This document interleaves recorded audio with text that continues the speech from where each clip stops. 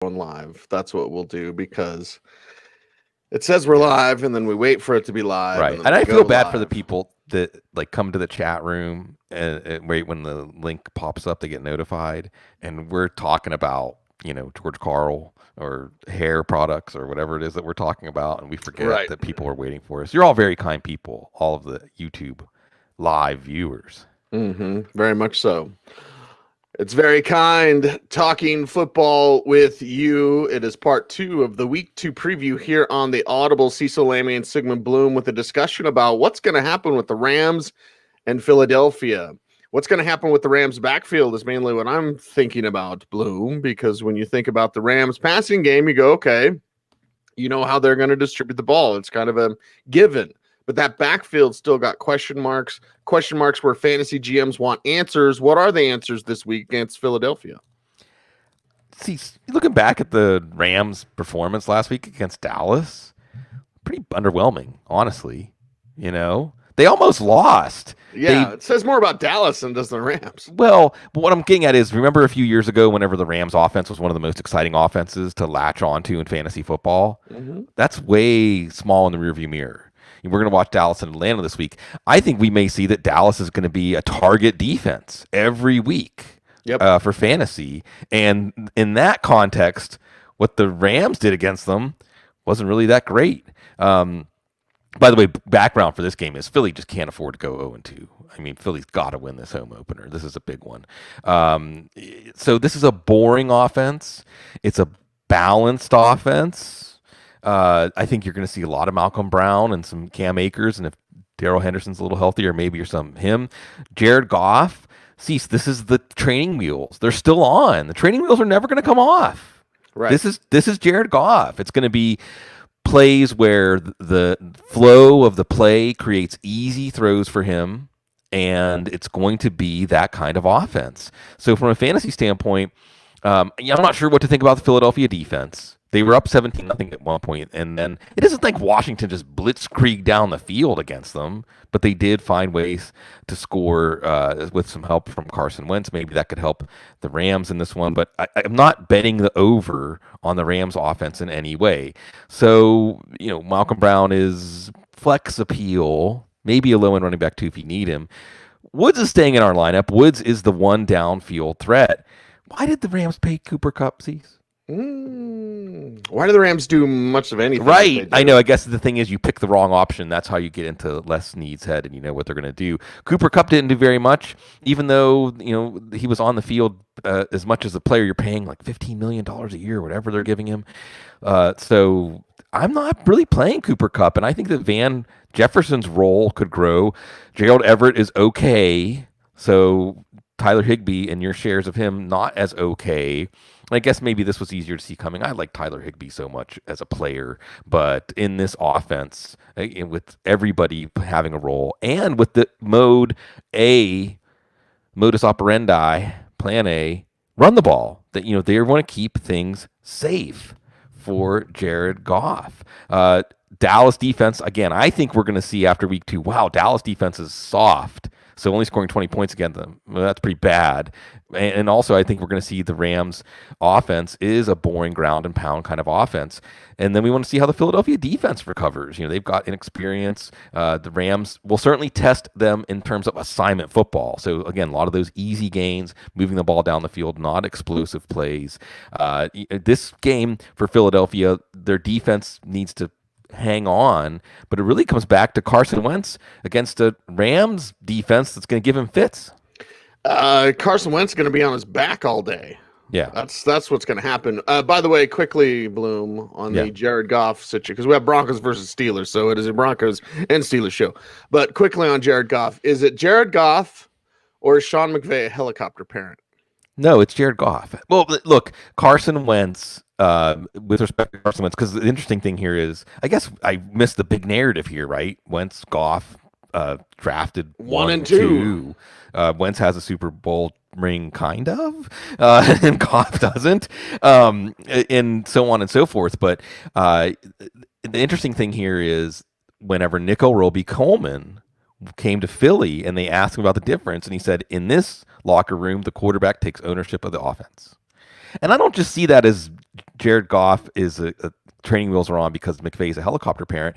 I see that as a sense of leadership, a sense of being the alpha, of setting the tone, a sense of having such a mastery of the playbook and a mastery of the scheme that even if it is the coach pulling the strings, you're not just a marionette puppet. Like, you understand, you can almost anticipate, yeah, coach, we're going to go to this play. I think Roby Coleman's comments indicates that, Jared Goff really is an extension of the coach in a way that's not good when you're paying $30 million a year, and in a way that's very replaceable. And I think we're going to see this stuff come up, Cease, with Case Keenum and Baker Mayfield. I think we may see it come up with Nick Mullins and Jimmy Garoppolo, because when the coach is looking at their offenses, I just need someone to execute the plays that I draw and call because they're going to work. Then that means talent or abilities isn't as important. Don't forget about the Philly Nick Foles. Yeah. So don't be a robot in football or in life. Do not be a robot. And don't be Carson Wentz behind that offensive line. Some segues are better than others, Bloom. Yeah. Miles Sanders might be back this week. Of course, he practiced limited all last week and then didn't play, so fantasy GMs are a little trepidation there. But if Miles Sanders is back, you plug him in as RB2. What does that mean for the rest of this passing attack, which is still beat up and downtrodden, except for Dallas Goedert? Right. That's the easy one. Just keep playing Goddard until he lets you down. He looked great, and we'll see how the situation unfolds. Mike Kay, one of my favorite beat writers, saying possibly inevitable. I know that's an oxymoron, but I get it. Possibly inevitable trade of Ertz. So that's something to keep in mind in the background. Wentz kind of came undone. Again, 17-0. They were up 17-0. Coming undone behind that offensive line. Now, you are going to get Lane Johnson back, but Aaron Donald is going to be facing Nate Herbig sometimes. Sanders is back, and I think you're going to stay away from Wentz in this matchup because of that. Ramsey's going to take away, I don't know, Deshaun Jackson kind of. You're not playing Deshaun Jackson anyway. If you don't think that Wentz is going to have time to throw downfield, you're not liking Deshaun Jackson, not liking Jalen Reagor as much. You're probably sticking with Zach Ertz if you drafted him to be your top tight end. Although if it's Ertz versus Goddard, I'm going with a Goddard, right? I don't even know if you can get much out of Ertz in a trade. Hopefully the Eagles could get like a guard for him. Then we look at Sanders. I mean, you probably got to play him. I know I'm going to get some Miles Sanders or questions that make me agonize, right? Like if it's Miles Sanders or Benny Snell and we know that James Conner is out, if it's Miles Sanders or Malcolm Brown on the other side of this matchup, you know that Miles Sanders is going to give you the potential for explosive plays. If they're smart, there's going to be a lot of passing to the running backs to slow down the pass rush.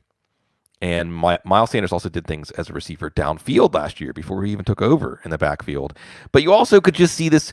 It isn't that difficult to see an unveil here where it's just a frustrating day for the Eagles on both sides of the ball. Just frustrated. So I'm not saying, and plus Sanders always has the possibility for re-injury, but that he returned to a full practice on Wednesday tells me that they really were just sitting him out as a precaution. Actually doing the smart thing. Just, hey, maybe he's ready to play week 1.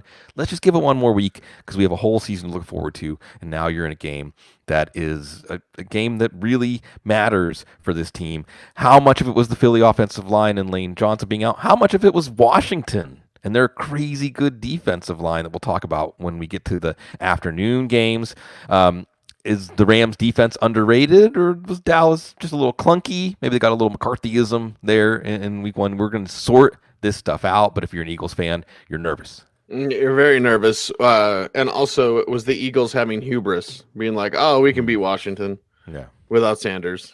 And then Washington team with the 3 pass rushers, which are magnifique. It's Broncos and Steelers, Bloom. So the worlds collide where we talk about Broncos and Steelers together. Broncos side first. I was out at practice yesterday. Cortland Sutton was doing individual drills. Looks like he's probably going to give it a go. If I were to guess right now, wait for his Friday practice participation to see what that's like. But it seems like he's trending in the right direction. KJ Hamler was a full participant, which is very, very odd. Very weird that he would be out there that quickly when we all thought KJ Hamler would miss, a month basically, and then try to get work back in. So there is a possibility, Bloom, that the Broncos have Sutton, and Hamler, and Jerry Jeudy, of course, out there. Judy's got to get over those drops because he easily one pass. Drew Lock just didn't see him wide open for would have been a 50-yard touchdown. 2 drops.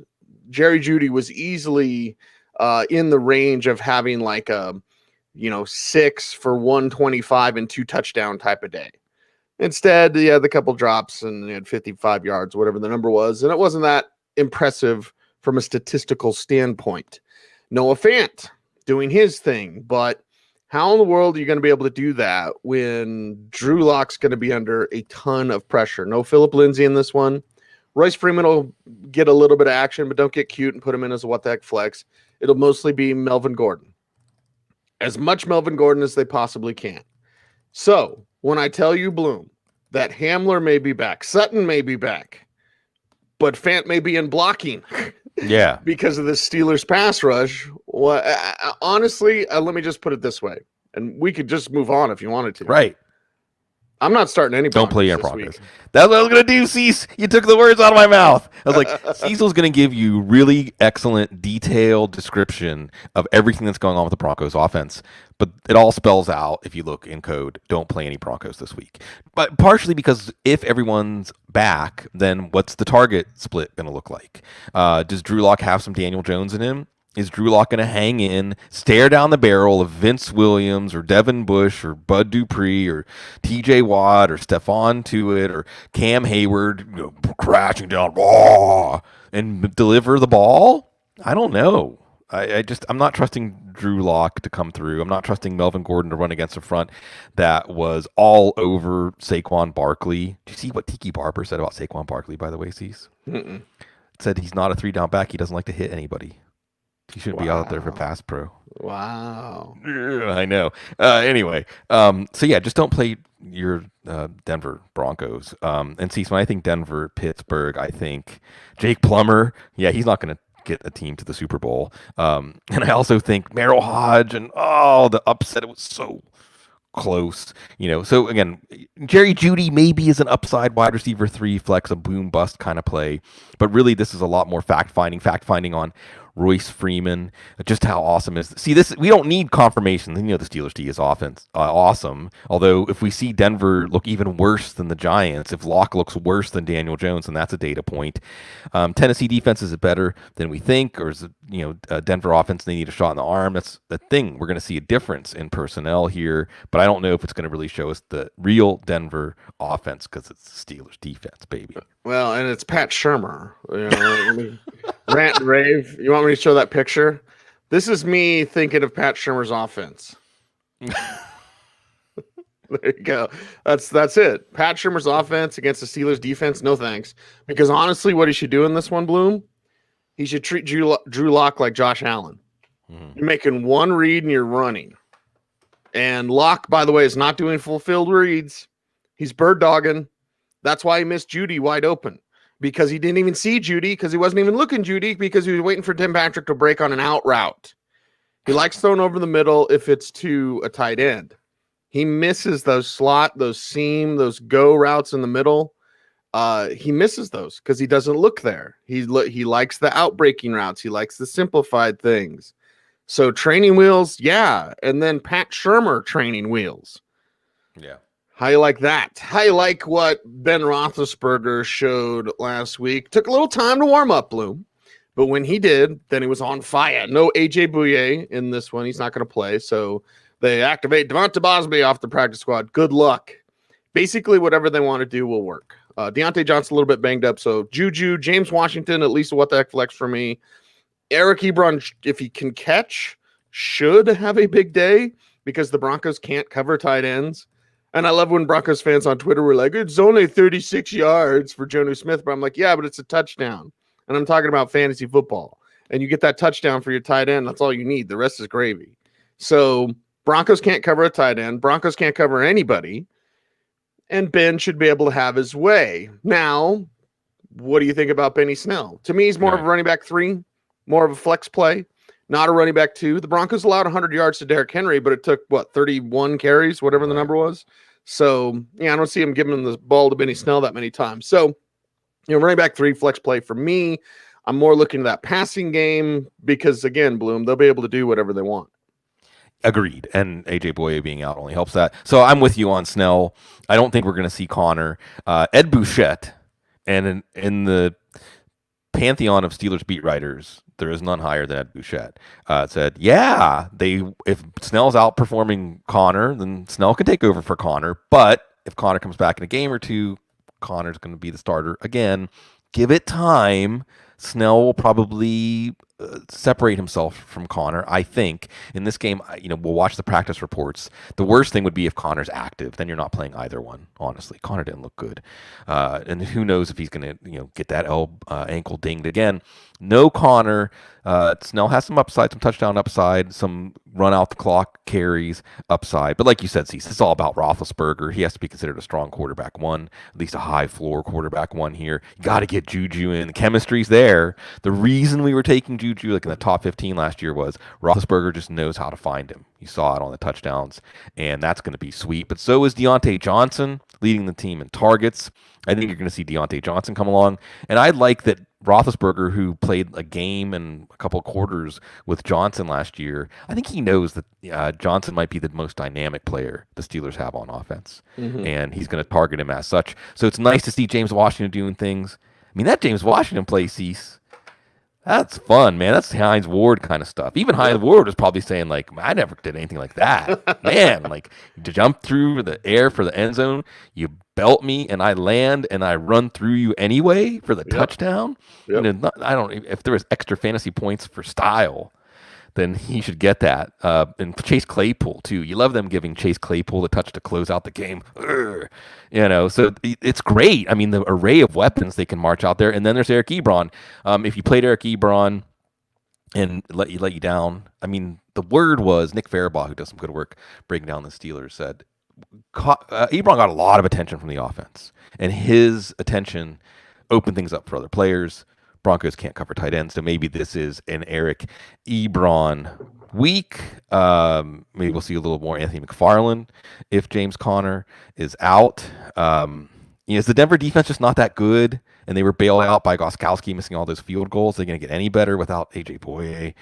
Is the Steelers' offense really good again, or is it just that the Giants defense is a mess? We'll answer some of these questions in Steelers Broncos week. I got them scoring 24 points, Bloom, but they could easily score 35. Yeah, against Denver. By the way, where's our DFS degenerate Jason? He likes gravy. Where's our pot stoner guy? Jason, what's up? I gotta get to Greeley, dude. Stack those Steelers in your DFS, girl. Like, make it happen. Make it happen. Let's talk about Carolina and Tampa Bay up next. Of course, you're starting Christian McCaffrey. I don't know why so many people are surprised by Robbie Anderson. Gase effect. Okay, yeah, Gase effect and hooking back up with Matt Rule. College coach, Temple, got that speed, girl. And Teddy Bridgewater, while he doesn't have the biggest arm, still is smart and accurate. He'll know how to anticipate and throw those deep passes. DJ Moore GMs are like, oh. Robbie Anderson GMs are like, yeah. And, of course, we're waiting to see what else the Panthers can do this week. I don't know if it's going to be much. All right. So, again, second data point changes the first data point. Teddy Bridgewater, Carolina offense, moved the ball, but it was the Raiders. Okay. Tampa's defense, even though we saw Saints put up 34 on them, Saints really didn't move the ball that well on them. Now, some of that's Drew Brees not pushing the ball downfield. We'll talk about that a little bit later. Teddy Bridgewater can't push the ball downfield either, really. So this could be a rough game for Carolina. I like the Tampa defense potentially as a streaming defense here. You want to see if Christian McCaffrey gets more targets. Like you said, Cease, you're playing him. And then these things are interrelated. If McCaffrey gets more targets, what does that do to the wide receivers who already had a very level target share? 9 for Moore, 8 for Anderson, 8 for Samuel. So, if you take 3, 4 out of that mix and give those to McCaffrey, so now he's back to 6, 7, 8. Well, where's the margin of error? Robbie Anderson did have that long touchdown, but otherwise, especially against a tough Tampa defense. And also, by the way, Carlton Davis is a name you need to know among NFL cornerbacks. Yes. Before Michael Thomas got hurt, it was late in the game on a meaningless play. Sean Payton's going to have nightmares about that one. Davis was just blotting him out. Now, maybe it's that Davis matches up really well against that kind of tall, angular, power wide receiver. And DJ Moore is not necessarily that kind of receiver. Also, there's no guarantee that Davis is going to be stuck to Moore. Just something to watch there. Actually, Robbie Anderson, I don't know if Davis can turn and run with Anderson, but at least in terms of size and defending a catch radius, Davis could do well there. Well, and what helps out a secondary, Bloom, it's that pass rush. Yep. So, yeah, Anderson's going to get deep, and they're not going to have time to throw to him. Right. Because of Shaq Barrett and JPP and everybody. Right. Yeah. Shaq Barrett, man. There was a couple of plays that I love seeing that dude doing what he's doing, undrafted free agent. It's payday coming next year, big payday. So, is Carolina's offense decent, or was it just the Vegas defense is kind of mushy? Tampa Bay's defense, I think, better than the point total and the outcome showed last week. Do we see that on display here? And also, Tampa another one. Can't afford to lose this game. You go 0-2 in divisional games to start the season. Tom Brady's Super Bowl hopes. So it better be a better day. It better be a better day for Tom Brady and Bruce Arians. They're going to get on the same page. Because they certainly weren't in week one. Does that change this week? And if it does, what does that mean? There are now reports. What's the latest on Chris Godwin? Because I'm seeing some he might miss quite a bit of time. Yeah. He's in the concussion protocol. We always have to wait till Friday. But then there's reports coming out this morning that are he's not going to play for a while. You got to watch that. Mike Evans still a little bit banged up. So now we're looking at more tight ends. We're looking at using Ronald Jones more as a receiver to the backfield. Losing an asset like Godwin can then be quite painful, especially when Evans isn't himself. Yeah, I think this is a big Evans week. And that was before the Chris Godwin news. On the Chris Godwin news, and we'll talk to Dr. Gene about this tonight, I'm sure. On the Chris Godwin news, it's whenever a player gets put into protocol during the week, that they emerge from the game without symptoms and then report symptoms later in the week. That could be a bad sign. And if he's put in protocol on Wednesday, the chance of getting out by Sunday is not good. So you like Scotty Miller coming soon to a What the Heck Flex segment near you. He looked good, and Brady targeted him in kind of the same way he would target, say, a Julian Edelman. Set him up for run after catch opportunities, use that speed. Mike Evans drew a couple of long pass interference penalties. If Bruce Arians, don't you love this, Cease? Bruce Arians saying, I feel bad when he doesn't get 10 targets. Just come right out and tell us. Thank you. Oh, I want to give you a hug, Bruce Arians. And I'll say this. Drew Brees looked like a quarterback in the December of his career. Tom Brady didn't. Now, Tom Brady had a couple of moments. I think if there's a concern with Brady, it was more handling the pass rush. That could be a little more about the Tampa offensive line. That could be a little more about the pass rush that New Orleans was able to generate against him. But actually, on second viewing, Brady was throwing the ball well downfield. His deep accuracy was about as good as I've ever seen it. So Mike Evans is looking really good here. And then Rob Gronkowski. It's nice that he's out there. It's a human interest story. It's not a fantasy football story. So O.J. Howard certainly becomes interesting in this one. And Carolina's defense, not good. Okay, I mean, maybe we'll find out that the Vegas offense is actually pretty solid with all the elements they have, but I think Carolina's defense, whatever it is in this one, the real question we need to be asking, is this a Ronald Jones breakout game? I don't know if you dropped Leonard Fournette and OG or not, but you should. I did pick James Robinson, though. You did. That was a nice one, a nice bid. You got to go strong to the hole against the football guy staff. But look, Leonard Fournette, ain't happening. And Matt Waldman did a good job breaking this down in his top 10, that Fournette is just a straight line guy at this point, and not a especially overpowering or fast straight line guy. With this Tampa offensive line, that's just not going to work. Jones has the agility. Jones has more juice. And Jones is also powerful. Jones is also stubborn. I think you could see a Ronald Jones breakout game in this one. Remember, Josh Jacobs had 130 plus total yards and 3 touchdowns. So I know that Bruce Arians said Leonard Fournette's role is going to increase. That may be the aspiration. Jones is a clearly better back. So again, New Orleans defense, give them a lot of credit, or is it Tampa's offense? Again, Matt Waldman made this point, just getting adjusted. Carolina defense that bad. Las Vegas, that's solid. I have a feeling we're going to see a Tampa team that actually is a Super Bowl contender and shows that against a Carolina team that's going to be probably picking in the top 5. Yeah, and they'll look like that against Carolina. Let's consider the opponent. And speaking of defense, no defense to actual defense, Washington, Arizona. I know we'll talk, Terry McLaurin, Bloom, and we'll say, can Peyton Barber still be the goal line vulture, blah, blah, blah, blah, blah. I'm more interested in how those pass rushers are going to chase Kyler Murray. Yeah. It's a different show. So let's talk about the offensive weapons, including your guy, Logan Thomas. You need help at tight end. Tight end's banged up. There's tight ends that have disappointed. Maybe they got something going there with Washington. Maybe these are the upstarts. Your matchup of upstarts. The biggest fantasy story here I'm watching is, does Antonio Gibson get a little more trust? Peyton Barber, he's holding that place for Gibson, I think. And we want to see if the split starts to change. We want to see if Gibson runs with a little more discipline or otherwise shows the things that Washington is looking for. Dwayne Haskins. And again, I can't take a lot out of that big comeback. It wasn't like he was lighting them up. He could be better than Jimmy Garoppolo was last week against Arizona, though, because Jimmy Garoppolo was not very good. Now, how much of that was Arizona's defense? How much of that is Garoppolo? Cease, when you're as handsome as Jimmy Garoppolo, do you really need to worry about football that much? Especially once you got your payday now. He's like the number one player that I would understand if his mind just wanders from football at this point. But I think Haskins will do well enough that you consider McLaurin as wide receiver 3 flex. Sims, he's there with some PPR value for you. Logan Thomas, see, if it was last year, we'd say play Logan Thomas. It's Arizona. Now, George Kittle didn't do too much against Arizona last week, but he also got hurt. Rest him against the Jets, Kyle. Leave him on the bench. They can do that, but now you got Isaiah Simmons out there.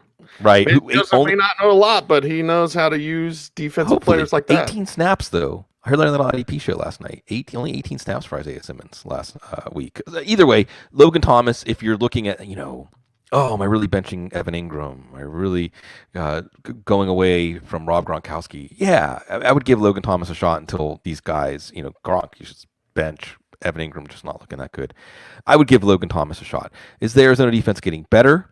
You also have those additions. The guys keeping him off the field, Isaiah Simmons, guys like Devondre Campbell. And then on the Washington side, did Philadelphia just kind of collapse as a team, or did Scott Turner got something going, a little spark in that engine going here? But I'm really excited, like you said, Cease. Kyler Murray, must-see TV every time he's out there. And Kyler Murray against this, it's like Pac-Man, Cease. It's gonna, the ghost, are they going to get him? Is he going to sneak out the tunnel and come out on the other side?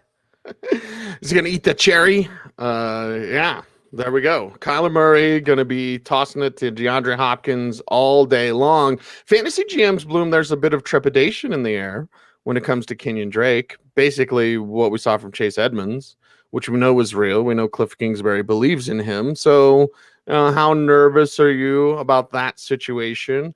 This Washington's football team, you know what that says to me? Draw plays and screen passes. Yeah. So that means a lot of Kenyan Drake. Yep. What about this week?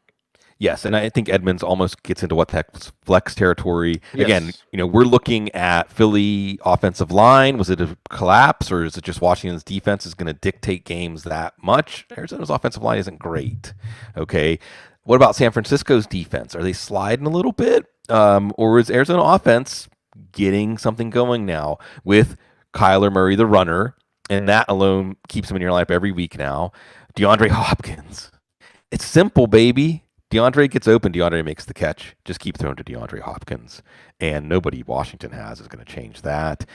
Drake versus Edmonds. Drake you're still going to have in your lineup, but Edmonds is closing on him, and certainly Drake isn't what you thought you got in the first round. And that's about it. Christian Kirk is that deep threat, which means he's in every week what the heck flex, but that's it. Again, not necessarily what you were hoping for in a week where basically he's not necessarily going to have time to throw downfield to Christian Kirk, but if Murray eludes that rush, that first wave, finds a little bit of open space, maybe that's where Christian Kirk comes through. Tactically, he's doing his job if he's clearing out. Fantasy, he might not be doing much of a job for us this year. How about doing the job in the next contest? Kansas City and the Chargers. And Bloom, the Chiefs won, not a lot of nuance here. So let's get through that because there's some Chargers stuff we need to clear up for people. But let's talk about the Chiefs first. Yeah, for fantasy, we're playing this straight up. I mean, Clyde Edwards-Helaire. Look, know this. Patrick Mahomes has had a rough time against the Chargers in the past.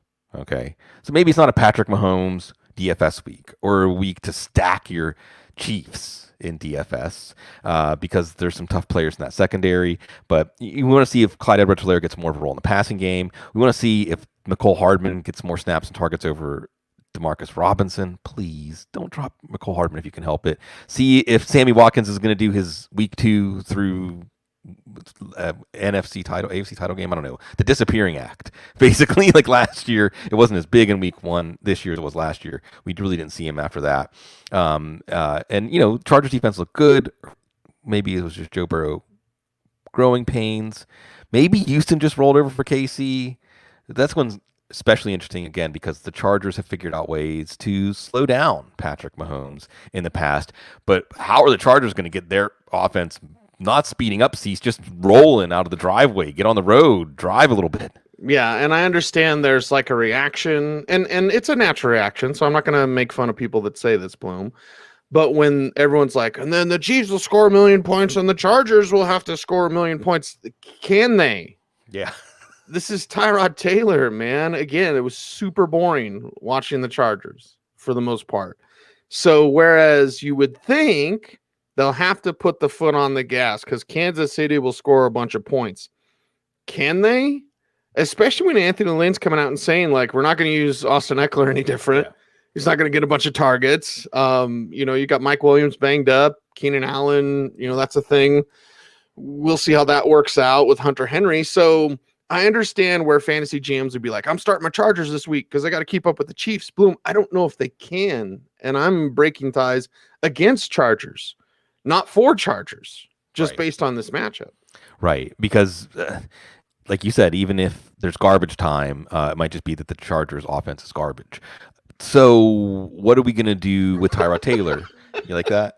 You like that? Slip that in there. Tyrod Taylor is, again, as a quarterback 2, as a super flex, as a DFS Hail Mary, maybe he shows you more. I think you're playing Mike Williams over Keenan Allen. And by the way, the Kansas City defense looked pretty good. Now, was that just that, Houston's offense was a whoopee cushion in week 1? Or is Kansas City's defense actually, got some things going on there? You're a little bit panicky if you got Austin Eckler. You're still probably playing him as a running back 2 or a flex, but every week we're reevaluating. And maybe that's what you're hoping for here is that Eckler does get a lot of checkdowns if the Chargers are trailing, and that's just a way to keep the chains moving. Hunter Henry should be fine. And again, looking back to Tyrod Taylor with the Bills and Anthony Lynn, Charles Clay was a big-time target there. The other thing we're looking here, maybe we give the Cincy defense a little bit of respect here if the Chargers are able to move the ball against Kansas City. But yeah, the story here is if your offense is still sleepy, how are you going to hang with Patrick Mahomes, even with a pretty good defense? Yeah, how are you going to wake that up? So color me a skeptic.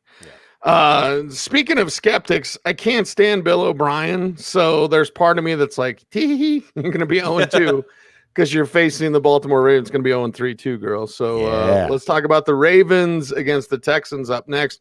Baltimore side, not a lot of nuance. I want to watch Mark Ingram. It was a what the heck flex for me this week. Spoiler alert. We'll see if J.K. Dobbins can continue to score those touchdowns. How's that split look? Other than that, Bloom, starting Andrews, starting Lamar Jackson, and Marquise Brown has plenty of flex appeal because of that big playability. Let's talk about those Ravens who should be able to beat up the Texans. See, so I have to interrupt this report, though, with Riv, my man Riv, love you, Riv. He did bring up Tebow in the playoffs against the Steelers. So when you think Broncos Steelers, I got to mention that too. Well, that's Dick LeBeau not having any respect for Tim Tebow whatsoever. I know. Mm-hmm. Anyway. All right. What were we talking about? And it was about Monday stepping up to the line too close. Like he should have stayed back, but he, for whatever reason, he stepped up to the line and DT ran right past him. A lot of forgettable safeties. At least got me Fitzpatrick now. So yeah, you're sending. This game is about sending Houston into a tailspin. This game, if you're a Texans fan and you want to see the empire collapse, you want to see Bill O'Brien get drummed out, like we said, probably 0-3 coming. And see, by the way, when you say girl, is it like a Ryan Gosling, like, hey, girl? Or is it more like, girl, like you're hanging, Think about that. Probably Ryan Gosling, I would guess. I don't know. Yeah, Not exactly sure. It's good. We're all pals here. It's a Lamar Jackson show. We're watching the goal line carry distribution. You're probably going to just say, hey, last week it was Dobbins, so I'm going to set my lineups like this week it's Dobbins, and I'm going to leave Ingram on the bench. You're leaving Marquise Brown in 100 yards in the first half. You're leaving Mark Andrews in. Miles Boykin still a what the heck flex, even though it was Snead who got the touchdown last week. We're watching the Houston defense. Again, did they just roll over? See, sometimes there's just games when it looks like the team decides sometime around halftime that they're just looking forward to next week. And that was kind of the Texans last week. So did we not see the real Texans defense? Does it matter against Baltimore? Or maybe it's Cleveland's defense is that bad. No, it's still Lamar Jackson's that good. And so Lamar Jackson kicks ass, double live Gonzo on the wild side. Okay, Texans, David Johnson, good luck. Everybody, good luck. I mean, it's the Ravens. They're going to be swarming. They'll be all over you.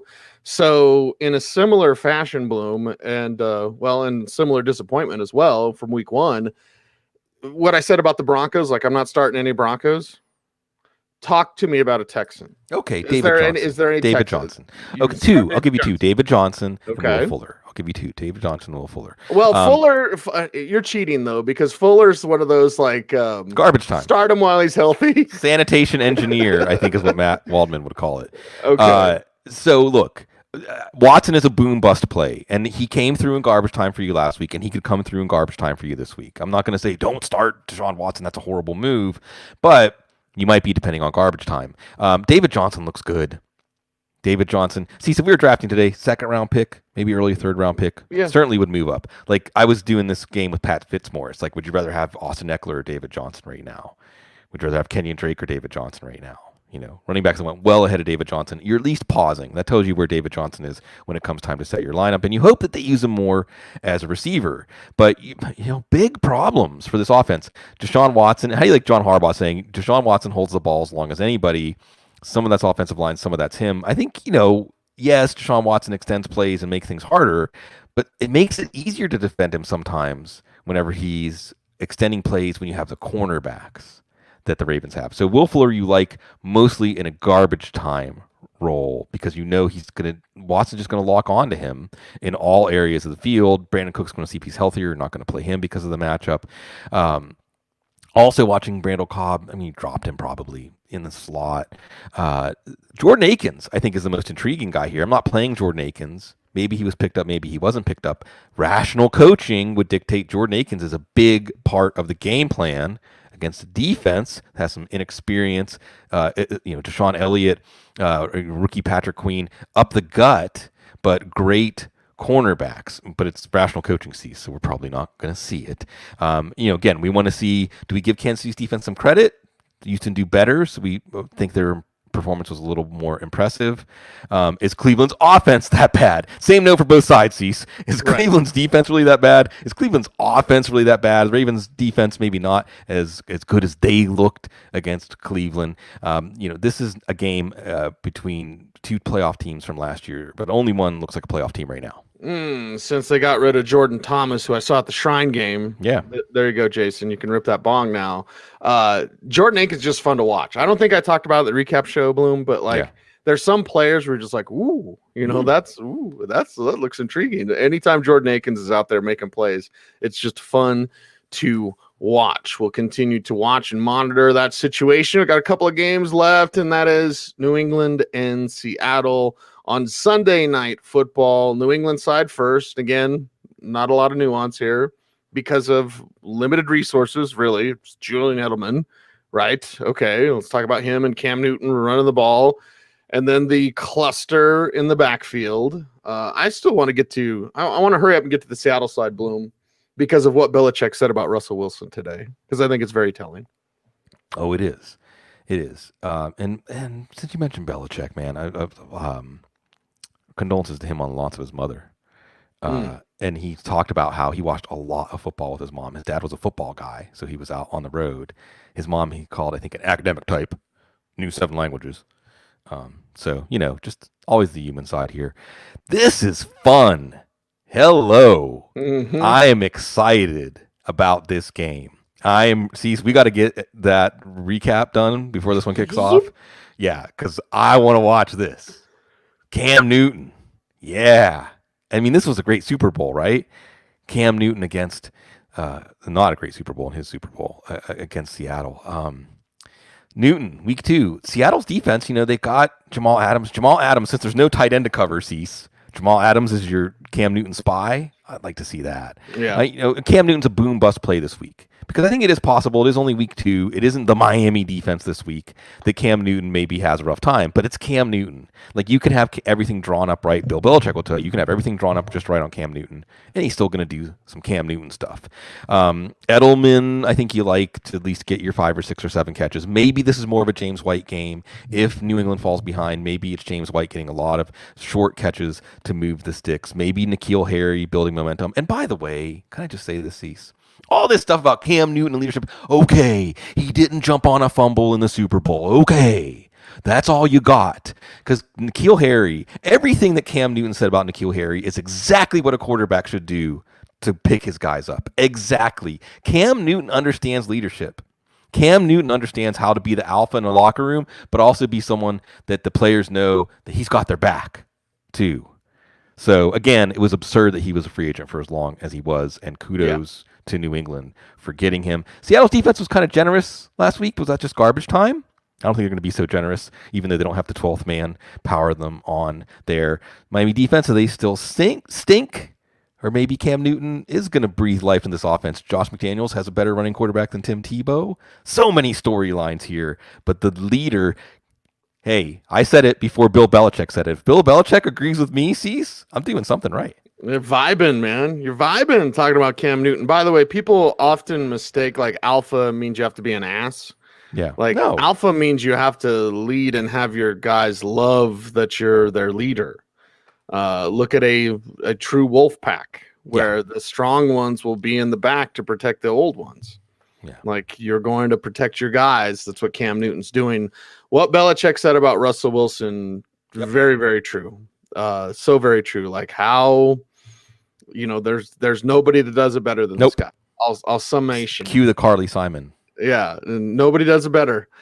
That's for sure. Then R-Dub, Russell Wilson. Now, against the Patriots, spirited defense. And after losing Chung opting out and Hightower opting out and the guys leaving, like, you thought New England would be in some trouble.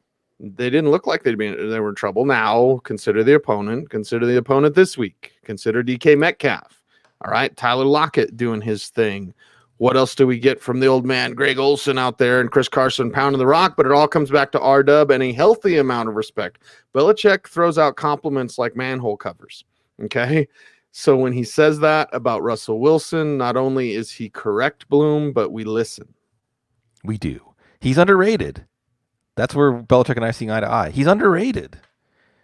I don't think we understand, partially because they weren't letting him cook, exactly what we get to watch when we get to watch Russell Wilson. And probably for the 4th or 5th time already in the show, I'll mention Matt Waldman, because anybody who says they were first to see what Russell Wilson could become was wrong. It was Matt Waldman. And you're leaving Russell Wilson in your lineup probably because you drafted him to be your starter. There's nobody you drafted, quarterback 12 and beyond that you're starting over him, including Cam Newton.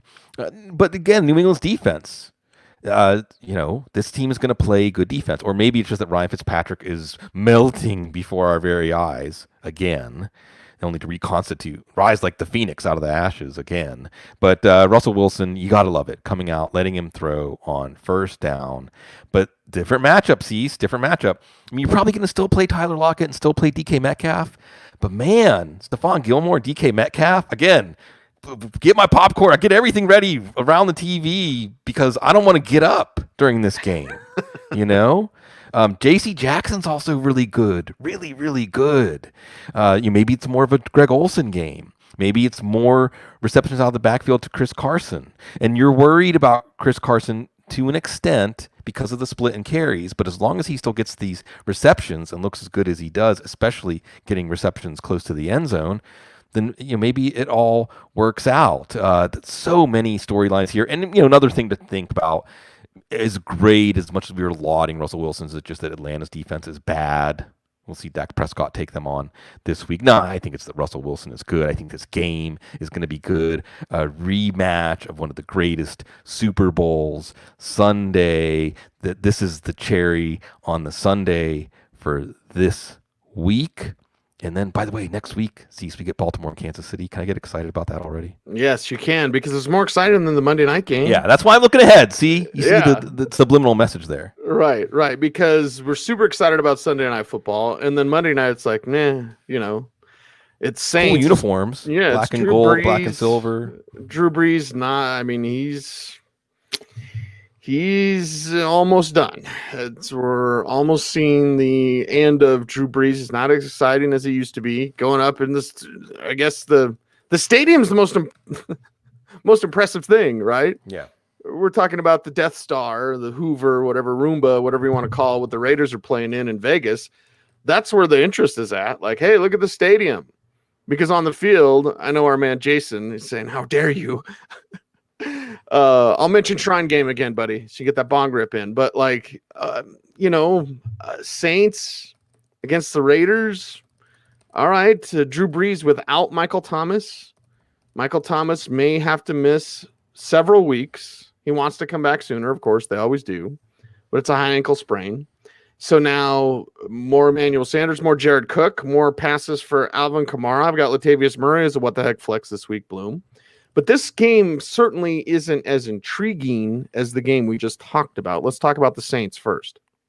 Yeah, Drew Brees can't push the ball downfield. He had one good throw to Jared Cook last week, but defenses are going to know this.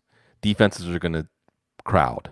We'll see if the Raiders do this, but you want to push everything closer to line of scrimmage. And look, Alvin Kamara had one really well blocked catch and run for a touchdown, and then he also got a long catch on the throw from Taysom Hill that they did late.